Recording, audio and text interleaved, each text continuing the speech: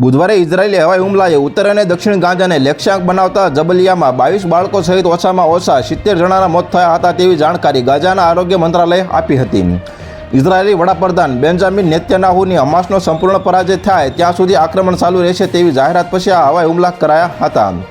જબલિયામાં બચાવ કાર્ય દરમિયાન મોબાઈલની ટોર્ચથી કાટમાળમાંથી લોકોને બચાવવાના પ્રયાસ કરાઈ રહ્યા છે. યુદ્ધ વિરામની આશા જગાવતા હમાસના સોમવારે ઇઝરાયેલી અમેરિકી બંધકને છોડવાના પગલે પછી આ હુમલા કરાયા હતા. દરમિયાન અમેરિકી પ્રમુખ ડોનાલ્ડ ટ્રમ્પે સાઉદી અરબની મુલાકાત લેતા રાજદ્વારી દબાણની આશા જાગી હતી. જોકે નેતન્યાહુએ હમાસને સમાપ્ત કરવાના લક્ષ્યાંક પર ભાર મૂકીને ગાઝામાં લશ્કરી કાર્યવાહીની યોજના ફરી વ્યક્ત કરી હતી.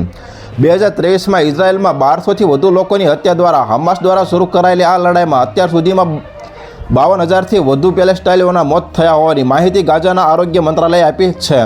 18 માર્ચના યુદ્ધવિરામના ભંગ પછી લગભગ 3,000 પેલેસ્ટાઈનીઓના મોત થયા છે.